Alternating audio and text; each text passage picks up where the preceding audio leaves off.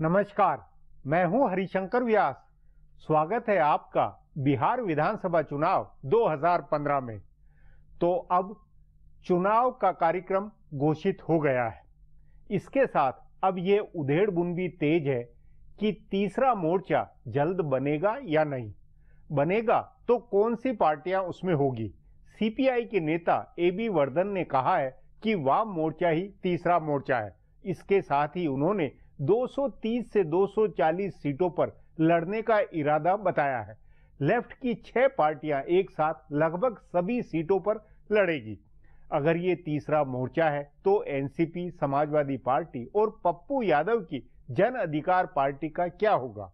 NCP के तारिक अनवर सपा नेताओं के संपर्क में बताए जा रहे हैं। वे एक मोर्चा बनाना चाह रहे हैं जिसमें सपा, एनसीपी और पप्पू यादव की पार्टी हो। इन 3 पार्टियों के अलावा भी बिहार में कई नेता अलग पार्टी बनाकर चुनावी तैयारी कर रहे हैं। साधु यादव, नागमणि, दद्दन यादव जैसे नेता ताल ठोक रहे हैं। जाहिर है बिहार के चुनाव में तीसरा, चौथा और 5वां मोर्चा भी बन सकता है। अंततः इसका फायदा व नुकसान महागठबंधन को ही होना है। इस बिखराव के लिए महागठबंधन की पार्टियों में राजद और जदयू का रवैया जिम्मेवार बनता है। बहरहाल अब आज के प्रोग्राम का आगे का ब्यौरा अजीत द्विवेदी से जाने।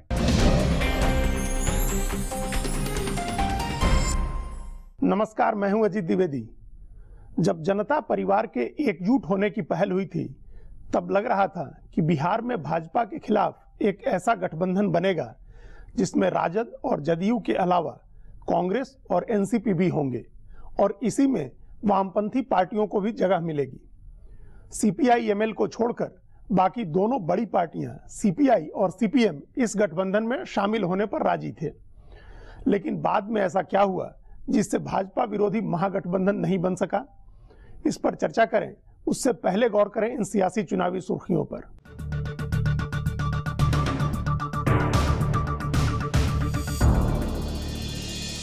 चुनाव आयोग ने बिहार में चुनाव का बिगुल बजा दिया है। मुख्य चुनाव आयुक्त नसीम जैदी और 2 चुनाव आयुक्तों ने आज चुनाव की तारीखों की घोषणा की और इसके साथ ही बिहार में आदर्श आचार संहिता लागू हो गई है। बिहार विधानसभा की 243 सीटों के लिए 5 चरणों में मतदान होगा और वोटों की गिनती 8 नवंबर को होगी। आयोग ने दिवाली और छठ से पहले चुनाव की प्रक्रिया पूरी करने का फैसला किया है। मतदान का पहला चरण 12 अक्टूबर को होगा। दूसरे दौर का मतदान 16 अक्टूबर को होगा। तीसरे चरण में 28 अक्टूबर को वोटिंग होगी और उसके बाद 2 चरण नवंबर में होंगे। 1 और 5 नवंबर को चौथे और 5वें दौर की वोटिंग होगी। 8 नवंबर को वोटों की गिनती होगी। गौरतलब है कि बिहार विधानसभा का कार्यकाल 29 नवंबर तक है, लेकिन दिवाली और छठ की वजह से आयोग ने उससे पहले ही प्रक्रिया पूरी करने का फैसला किया है। चुनाव आयोग ने बिहार विधानसभा चुनाव की तारीखों का ऐलान करते हुए इसमें बाढ़ प्रभावित इलाकों और नक्सल प्रभावित इलाकों की संवेदनशीलता को ध्यान में रखा है। बाढ़ से आमतौर पर प्रभावित होने वाले इलाकों में सबसे आखिर में मतदान होगा, तो पहले 2 चरण में नक्सल प्रभावित इलाकों में वोटिंग होगी। पहले चरण में 12 अक्टूबर को समस्तीपुर, बेगूसराय, भागलपुर, लखीसराय, नवादा और जमुई जिले में मतदान होगा। दूसरे चरण में 16 अक्टूबर को रोहतास, जहानाबाद, औरंगाबाद और गया में वोट डाले जाएंगे। 28 अक्टूबर को तीसरे चरण में सारण, वैशाली, नालंदा, भोजपुर और बक्सर में वोट डाले जाएंगे। 1 नवंबर को चौथे चरण का मतदान होगा जिसमें पश्चिमी और पूर्वी चंपारण, सीतामढ़ी, मुजफ्फरपुर और सीवान में वोटिंग होगी। 5 नवंबर को आखिरी चरण में मधुबनी, सुपौल, पूर्णिया, कटिहार, मधेपुरा, सहरसा और दरभंगा में वोट डाले जाएंगे। बिहार विधानसभा चुनाव की तारीखों की घोषणा के बीच आज एनडीए की पार्टियों ने सीट बंटवारे को लेकर माथापच्ची की। बिहार में चुनाव प्रभारी बनाए गए अनंत कुमार के साथ प्रदेश बीजेपी के नेताओं और तीनों सहयोगी पार्टियों के नेताओं ने बातचीत की। पूर्व मुख्यमंत्री जीतन राम मांझी, लोजपा नेता रामविलास पासवान और राष्ट्रीय लोक समता पार्टी के नेता उपेंद्र कुशवाहा इस बैठक में शामिल हुए। इस बैठक से पहले 2 सहयोगी पार्टी के नेताओं मांझी और पासवान ने एक दूसरे के खिलाफ बयान दिया। केंद्र सरकार की ओर से केंद्रीय कर्मचारियों का महंगाई भत्ता बढ़ाए जाने के तुरंत बाद बिहार सरकार ने भी अपने कर्मचारियों का महंगाई भत्ता बढ़ा दिया है। पटना में मुख्यमंत्री नीतीश कुमार की अध्यक्षता में हुई कैबिनेट की बैठक में महंगाई भत्ता 6% बढ़ाने का फैसला किया गया। चुनाव से ठीक पहले हुई इस घोषणा के बाद कर्मचारी संघों ने सरकार को धन्यवाद दिया है। अब पेश है चुनावी सरगर्मी के बीच पार्टियों और नेताओं के बारे में इधर उधर से छांटी गई कानाफूसी।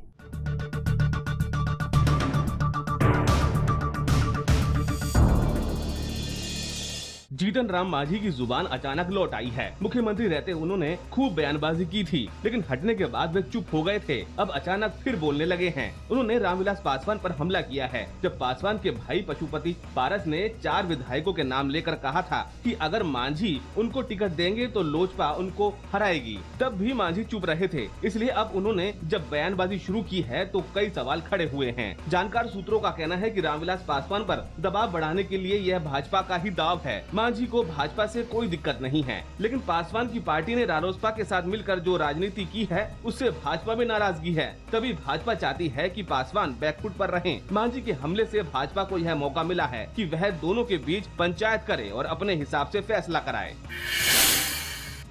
बिहार में सांप्रदायिकता की चर्चा बंद हो गई है। लालू प्रसाद भी चुप हो गए हैं। नीतीश कुमार पहले से इस मसले पर चुप थे। उनको पता था कि सांप्रदायिक ताकतों को रोकने का बयान अंतिम रूप से भाजपा को फायदा पहुंचाता है, लेकिन लालू प्रसाद लगातार इस तरह के बयान दे रहे थे। वे मंडल बनाम कमंडल की बात करते थे और हर बार यह मिसाल देते थे कि कैसे उन्होंने रथ रोका था, वैसे ही मोदी को रोक देंगे। बताया जा रहा है कि जदयू ने उनसे आग्रह करके इस तरह के बयान नहीं देने को कहा है। कांग्रेस को भी गुजरात, उत्तर प्रदेश और दूसरे कई राज्यों का अनुभव है, जहां सांप्रदायिकता की ज्यादा चर्चा से चुनाव धार्मिक ध्रुवीकरण वाला हो गया। सो अब लालू, नीतीश और कांग्रेस तीनों उनकी सरकार के कामकाज को निशाना बना रहे हैं। साथ ही जातीय आधार पर ध्रुवीकरण कराने की कोशिश कर रहे हैं। मुस्लिम वोटों को लेकर वे पूरी तरह से आश्वस्त हैं। अब एक ब्रेक लेते हैं। ब्रेक के बाद बिहार में तीसरा मोर्चा बनने की संभावना को लेकर चर्चा करेंगे।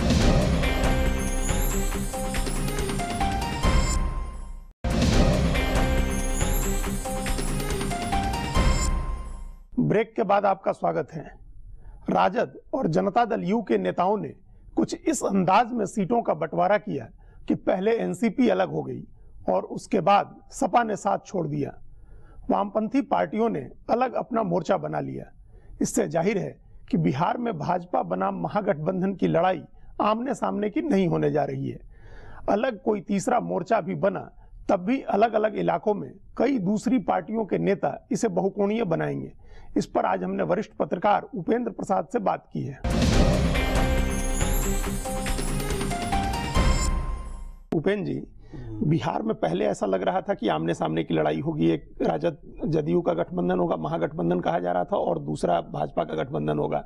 लेकिन अब ऐसा नहीं लग रहा है। अब ऐसा लग रहा है कि महागठबंधन से निकली हुई पार्टियां एक अलग गठबंधन बना रही हैं, लेफ्ट का अलग गठबंधन हो रहा है, फिर कुछ और छोटी छोटी पार्टियां एक साथ आ रही हैं। तो आपको क्या संभावना दिख रही है बिहार में चुनाव की? अब देखिए, पूरी तरह तो आमने सामने मुकाबला होना नहीं है। पहले भी जब कहा जा रहा था कि आमने सामने मुकाबला होगा तो इसमें माना जा रहा था कि जो अन्य शक्तियां हैं वो बहुत गौण रहेगी, लेकिन अब लग रहा है कि नहीं, अन्य शक्तियां हैं जो उतनी गौण नहीं रहेगी, उसकी भी भूमिका रहेगी। ये गलती फिर कैसे हुई कि जो महागठबंधन बन रहा था वो महागठबंधन नहीं हुआ? पहले लग रहा था कि उसमें एनसीपी, सपा भी होंगे और लेफ्ट भी उनके साथ होगा, मतलब सीपीआई, सीपीएम के भी उनके साथ जाने की चर्चा हुई। तो क्या, कहाँ गलती हुई, किससे गलती हुई, क्या गड़बड़ी हुई जो ये सब बिखर गया? देखिए, अगर किसी मोर्चेबंदी का आधार ही अगर गलत रहेगा तो हम मोर्चेबंदी सफल नहीं हो सकती है। कोई मोर्चाबंदी होती है किसी वैचारिक आधार को लेकर के, वो वैचारिक आधार कुछ भी हो सकता है, हो सकता है धर्मनिरपेक्षता ही वैचारिक आधार हो, लेकिन इसमें कोई वैचारिक आधार था ही नहीं। तो सभी लोग हैं कुछ पाने के लिए के कारण कुछ खोने को तैयार नहीं थे। तो जब तक सैक्रिफाइस नहीं होगा, कोई भी गठबंधन है या कोई भी दोस्ती तक है, तो अगर दो व्यक्तियों की भी दोस्ती होती है तो उसमें सैक्रिफाइस की भावना रहेगी, तभी दोस्ती चलेगी। वैचारिक आधार नहीं होने की वजह से जेडीयू को भी था कि हम ज़्यादा सीटें लड़ें, आरजेडी को भी कि हम ज़्यादा सीटें लड़ें, कांग्रेस भी इस जिद में थी कि हम ज़्यादा सीट लड़ें। तो ये ज़्यादा सीटें लड़ने की जो जिद थी तीनों बड़ी पार्टियों की, उसकी वजह से ये मोर्चा नहीं बन सका। पूरी तरह से बिल्कुल यही कारण ही है। यानी स्वार्थ को इस स्तर पर ले गए कि आप दूसरे के स्वार्थ को देखने के लिए तैयार नहीं है। अगर स्वार्थों में आपस में एडजस्टमेंट हो जाता, एक दूसरे के स्वार्थों को एडजस्ट कर लेते ये, तब ये संभव हो जाता। लेकिन कोई अपना स्वार्थ को त्याग कर दूसरे के स्वार्थ को एडजस्ट करने के लिए तैयार नहीं था। तो ये समस्या शुरू से थी। तो अब इसके बाद क्या होगा? क्योंकि वो जो दो महागठबंधन से जो दो लोग निकले, दो पार्टियां अलग हुई, सपा और एनसीपी, उनकी आपस में बात हो रही है। और सीपीआई के पूर्व महासचिव हैं एबी बर्धन, उन्होंने कहा कि जहां लेफ्ट होगा वहीं तीसरा मोर्चा है। तो तीसरा मोर्चा किसका होगा? तीसरा मोर्चा जो है उसका पेटेंट लेफ्टिस्टों को है कहा है। ये ममता बनर्जी भी मान रही थी और यही लेफ्ट पार्टियां भी मानती है कि जहां हम रहेंगे वही तीसरा मोर्चा, जहां हम नहीं रहेंगे उस मोर्चे का नाम आप कुछ भी रख दो, चौथा मोर्चा, पांचवा मोर्चा, भी तीसरा मोर्चा नहीं हो सकता। तो ये तो एक राजनीति में एक शब्द बन गया है, तीसरा मोर्चा का मतलब लेफ्टिस्ट। तो बिहार के कॉन्टेक्स्ट में क्या देखते हैं? तीसरा मोर्चा जो लेफ्ट का है वो 6 पार्टियां एक साथ आई हैं, CPI, CPIM, CPIML, SUCI, RSP और फॉरवर्ड ब्लॉक, ये सभी 6 पार्टियां एक साथ आई हैं। तो ये क्या, अगर इनका तीसरा मोर्चा है तो इनकी क्या स्थिति रहेगी बिहार के चुनाव में? पिछले चुनाव में सबका सफाया हो गया, सीपीआईएमएल सारी सीटें हार गई, एक सीपीआई का उम्मीदवार जीता था। हाँ। लेकिन पिछली बार जो था वो लगभग मामला द्विकोणीय हो गया था, आमने सामने का हो गया था। लेकिन इस बार उतना द्विकोणीय नहीं रहेगा, थोड़ा बहुकोणीय हो जाएगा। तो बहुकोणीय का फायदा उठाकर फिर जो लेफ्ट पार्टियां हैं, हमें लगता है 10-12 सीटें आपस में मिलजुल कर जीत ले, उससे ज्यादा नहीं। एमएल का परफॉर्मेंस फिर भी इसके बाद भी कई इलाकों में काफी अच्छा रहा था। जैसे सिवान में ही 3 सीटों पर वो दूसरे नंबर पर थे। आरा में, शाहाबाद का जो पुराना इलाका है उस इलाके में कई जगह उनका आधार है, मध्य बिहार का जो इलाका था उसमें है। तो उस इलाके में अगर ये मोर्चा बना के और 6 लेफ्ट की पार्टियां लड़ती हैं तो इनका किसको नुकसान आप देख रहे हैं? लेफ्ट पार्टियां हैं, इसका जो वोट बेस है, तो इससे ज्यादा नुकसान तो नीतीश कुमार का वोट बेस है, लालू यादव का वोट बेस है, जो ट्रेडिशनल वोट बेस का ही है। अभी का जो वोट बेस है तो पता चलेगा चुनाव के बाद, लेकिन इनका जो ट्रेडिशनल वोट बेस रहा है उसको यही लेफ्ट पार्टियां ही कमजोर कर सकती है, क्योंकि भारतीय जनता पार्टी का जो बेस रहा है वो डिफरेंट रहा है। और अगर जो एक और मोर्चा बनता है, वो जिसकी पहल कर रहे हैं रघुनाथ झा मिले और तारिक अनवर से, और वो जो एक पहल और हुई है समाजवादी पार्टी एनसीपी की, उनका भी एक अगर मोर्चा बनता है तो उसका क्या भविष्य होगा? क्या दिख रहा है? हमें तो लग रहा है कि अगर ये दोनों मोर्चा बंदी करते हैं तो लेफ्टिस्ट भी इनके साथ आ सकते हैं। सीटों के लिए भले दावा जो कर रहे हों, लेकिन उसको मजबूती प्रदान करने के लिए एनसीपी के साथ और समाजवादी पार्टी के साथ लेफ्ट को जोड़ने में कोई दिक्कत नहीं होगी। हालांकि लेफ्ट को समाजवादी पार्टी ने बहुत बार ठगा है। ये आश्चर्यजनक नहीं होगा कि एनसीपी, समाजवादी पार्टी और लेफ्ट आपस में मिल जाए। अगर ऐसा होता है कि लेफ्ट और ये दोनों पार्टियां भी एक साथ मिलती हैं, तब तो तीसरे मोर्चे का स्वरूप एक निकलता है। फिर उसके बाद इनकी क्या स्थिति दिख रहा है आप, चूंकि असर इन लोगों का अलग अलग इलाकों में है। अगर ये सब एक साथ आते हैं तो क्या स्थिति आपको दिख रही है? स्थिति निश्चय ही इन लोग की मजबूत हो जाएगी और इसका नुकसान इसी को, जो महागठबंधन कहते हैं, उसी को होगा, जेडीयू और आरजेडी को होगा। क्योंकि भारतीय जनता पार्टी का वोट लगभग वो ऐसा वोट है, एक तो उसका पारंपरिक वोट है, दूसरा वो वोट है जो नरेंद्र मोदी के भाषण से आपके हिप्नोटाइज होकर, प्रभावित होकर के वो वोट करता है। इस पर है कि समझिए कि मोदी का जादू चल रहा है। जब मोदी का पर्सनली जादू चल रहा हो, पर्सनालिटी कल्ट, या कोई लग रहा हो कि बहुत बड़े महान आदमी है, हमारे त्राता है, हमारे मसीहा हैं, कोई उद्धार करने के लिए आगे हैं, तो वो जो बीजेपी का जो वोटिंग बेस है वो ज्यादा प्रभावित नहीं होगा। उपेंद्र जी, ये बताइए कि ये सब अपने आप हो रहा है कि थर्ड मोड वो बन रहा है, एनसीपी अलग हुई, सपा अलग हुई, ये अपने आप हो रहा है या इसके पीछे कोई डिजाइन है, जैसे कि जेडीयू आरजेडी के लोग कह रहे हैं कि बीजेपी करवा रही है? अब देखिए, बीजेपी को इसमें फायदा है, इसलिए लोगों को लग रहा है बीजेपी करवा रही है। हो सकता है बीजेपी चाह रही हो कि ऐसा हो, लेकिन हमें नहीं लगता है। मुख्य कारण जो है इन लोग का अपना स्वार्थ है। लोग एक दूसरे का सम्मान नहीं करते हैं। देखिए, दोस्ती तब होती है जबकि एक दूसरे के प्रति सम्मान हो। इसमें सम्मान का भाव भी नहीं है। सब एक दूसरे से, आप कहिए ना, खार खाते हैं। मुलायम सिंह यादव, लालू यादव, नीतीश कुमार, ये लोग में परस्पर सम्मान का अभाव है। जब सम्मान का अभाव रहेगा और अपने स्वार्थ को पूरा करना होगा तो उसमें तो ऐसे जो टूटने की जो ताकत है वो आपके अंदर अंतर्निहित है। बाकी उससे किसी को फायदा हो रहा है तो ताली बजाएगा, और अगर ऐसी कुछ टेंडेंसी बन रही है तो उसको थोड़ी और हवा दे देगा। इतना ही आप कर सकते हैं। उपेंद्र जी, हमारे साथ बातचीत करने के लिए बहुत बहुत धन्यवाद। अब फिर एक ब्रेक लेते हैं। ब्रेक के बाद बिहार की राजनीतिक तस्वीर बताने वाले कुछ आंकड़ों पर नजर डालेंगे।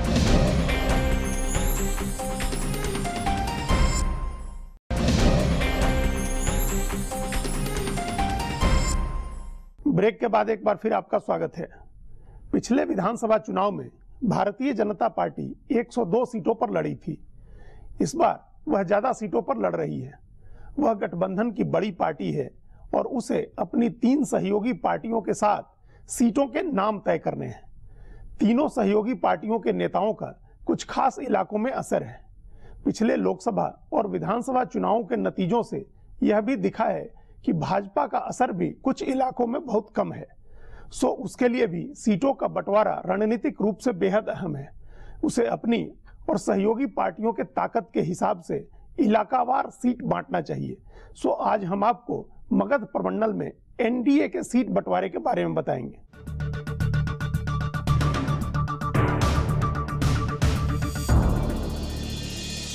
राजद, जदयू और कांग्रेस में अगर सीट बंटवारा नेताओं का सिरदर्द है तो एनडीए में भी यह कोई आसान काम नहीं है। भाजपा चाहती है कि उसकी सहयोगी पार्टियां अपने अपने असर वाले इलाके में सीट लें, पर इन पार्टियों को पूरे बिहार में अपना वजूद दिखाना है, इसलिए सबको सब इलाके में सीट चाहिए। इस वजह से सीटों की संख्या तय होने के बावजूद उनका बंटवारा मुश्किल होने वाला है। मिसाल के तौर पर मगध में जीतन राम मांझी की मांग सबसे ज्यादा सीटों की है। वे भाजपा से भी ज्यादा सीट लड़ना चाहते हैं। इस प्रमंडल में उनका मजबूत आधार है। वे जिस जाति से आते हैं उनका सबसे ज्यादा वोट इस इलाके में है। गया, जहानाबाद, अरवल, औरंगाबाद और नवादा ये 5 जिले इसमें आते हैं, जिसमें कुल 25 विधानसभा और 4 लोकसभा सीट हैं। इनमें से गया, औरंगाबाद और नवादा सीट भाजपा ने जीती है, जबकि जहानाबाद सीट उसकी सहयोगी रालोसपा के खाते में गई है। पिछले विधानसभा चुनाव में भाजपा को 25 में से सिर्फ 8 सीटें मिली थी। भाजपा गया में 4 सीटों पर लड़ी थी और चारों जीती थी, जिसमें एक बोधगया की सुरक्षित सीट भी है। गया में 3 सीटें अनुसूचित जाति के लिए सुरक्षित हैं, जिसमें से 2 पर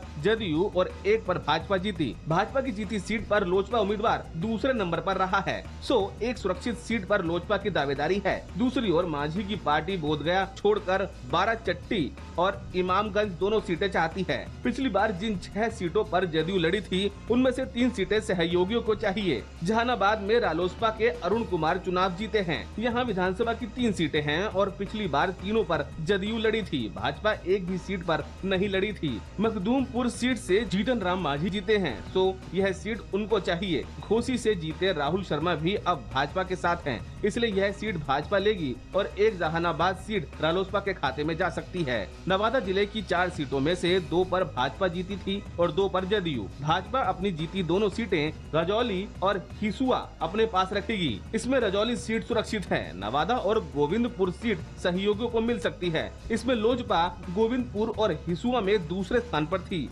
इसलिए वह 2 सीटों की मांग कर रही है। अरवल जिले में सिर्फ 2 सीटें हैं। इसमें अरवल भाजपा जीती थी और कुर्था सीट पर जदयू का प्रत्याशी जीता था। इस बार भी भाजपा कुर्था सीट सहयोगियों के लिए छोड़ सकती है। औरंगाबाद जिले की 6 सीटों में से भाजपा पिछली बार सिर्फ 1 औरंगाबाद सीट से लड़ी थी और जीती थी। बाकी 5 सीटों पर जदयू लड़ी थी, जिसमें से 4 पर उसकी जीत हुई थी और 1 ओबरा सीट निर्दलीय सोमशेखर ने जीती थी। तो इस जिले में भाजपा को टिकट बांटने में मुश्किल नहीं है। लोजपा नवीनगर सीट पर दूसरे नंबर पर थी, यह सीट उसे मिल सकती है। इसके अलावा पासवान और मांझी दोनों की मांग कुटुम्बा सुरक्षित सीट है। बताया जा रहा है कि पासवान रफीगंज सीट भी मांग सकते हैं। हमारा प्रोग्राम अब यहीं खत्म होता है। आग्रह है कि प्रोग्राम पर अपनी राय hsvyas@nayaindia.com पर ईमेल करके बताएं या hsvyas के मेरे अकाउंट पर ट्विटर करके जाहिर करें। अब कल फिर मिलेंगे इसी चैनल पर इसी समय।